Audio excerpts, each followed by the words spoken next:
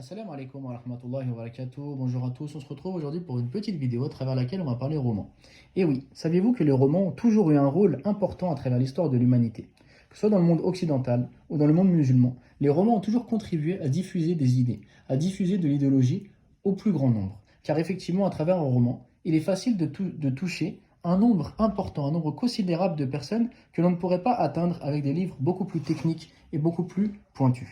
Ainsi, Malik Ben Nabi, par exemple, écrivit son roman La Baïk. Ou bien Mohamed Ould al-Shir, qui prêchait le réformisme avec Ibn Badis, écrivit également son roman, qu'il intitula Myriam dans les palmes. À travers ce roman, il voulait pouvoir prêcher, pouvoir diffuser le prêche réformiste en Algérie, sans pouvoir être censuré, sans risquer donc la censure coloniale de l'État français. Ainsi, son roman relate par exemple l'histoire d'une femme algérienne, acculturée, mariée à un colon français. Cette femme, finalement, eut une prise de conscience et se mit alors à enseigner l'islam à ses enfants, en cachette, jusqu'à finalement affirmer haut et fort son islamité et celle de ses enfants et entrer ainsi en conflit avec son mari. L'idée était donc, à travers un roman, donc un roman en soi, ça ne pose pas de soucis, c'est une histoire qui n'existe pas, donc il n'a pas de risque d'être censuré. Et donc à travers ce roman, l'idée était de passer le message aux Algériens qu'il fallait ne pas se laisser acculturer, et non pas perdre son identité, mais au contraire être fier de ce que l'on est, enseigner autour de nous, donc à nos enfants, à nos proches, notre croyance, notre dogme, nos idéaux, etc. Et ensuite, une fois qu'on est assez renforcé donc, sur nos idées, être ferme dans nos positions et dans nos convictions vis-à-vis de ceux qui nous empêchent de cela. Donc à travers ce roman, il a pu diffuser des idées réformistes dans un moment très difficile, puisque c'est un moment où l'Algérie était colonisée. Également, on peut citer le cheikh Mohamed Abdullah Draz, qui écrivit son roman Omar réapparaît à Jérusalem, que vous voyez ici, où il il saisit donc l'occasion de ce roman pour dénoncer la colonisation de la Palestine, mais également le comportement donc de certains Arabes, etc. Donc à travers un roman purement imaginaire, il a pu parler d'une situation politique très tendue qui avait donc une importance considérable, et ça a été fait donc à travers un roman.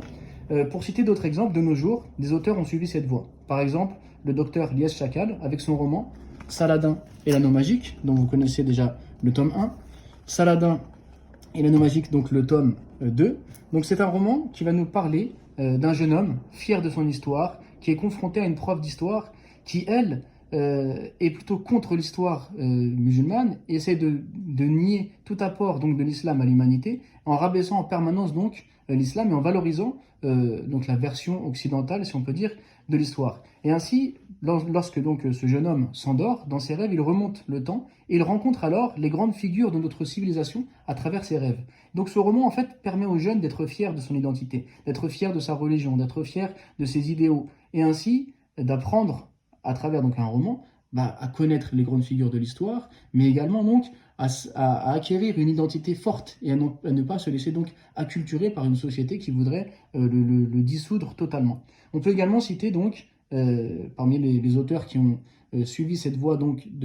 d'enseigner, de diffuser des idées à travers les romans, l'auteur Camille Fehmi, qui propose donc son nouveau roman qui va sortir dans quelques jours, qui s'appelle L'amitié avant tout. C'est un excellent roman qu'il a construit à travers l'idée de Malik Ben Nabi de la colonisabilité. Ainsi, il a voulu donc montrer que des personnes se sont totalement acculturées vis-à-vis de leur complexe d'infériorité qu'ils avaient envers l'Occident, et donc une famille comme ça, dont le père est acculturé, et qui éduque ses enfants avec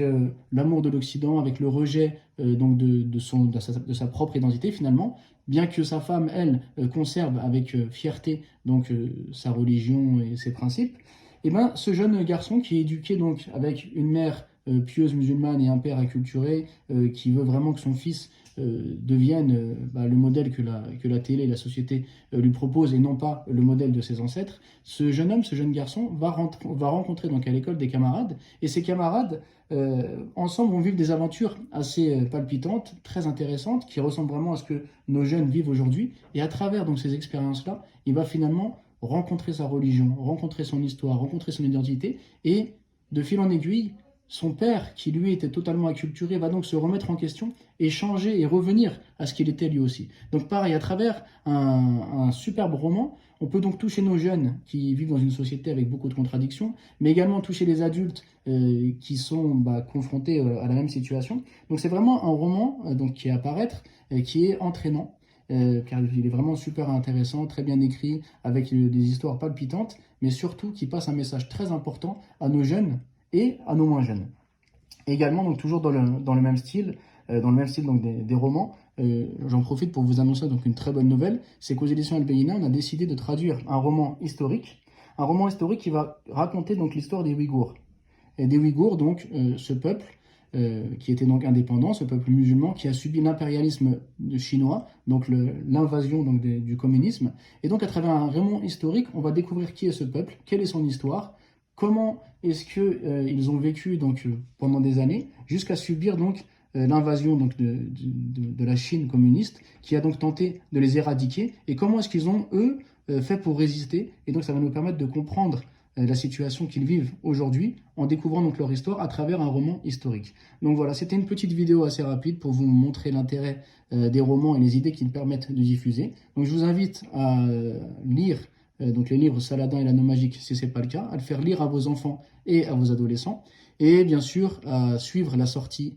prochaine du livre donc L'amitié avant tout de notre frère Camille, qui est vraiment très très intéressant et qui va permettre de renforcer nos jeunes pour qu'ils s'accrochent à leur religion et à leur identité et qu'ils ne se laissent pas aspirer par ce que le monde moderne leur propose. A très bientôt pour une prochaine vidéo. Assalamu alaikum wa rahmatullahi wa barakatuh.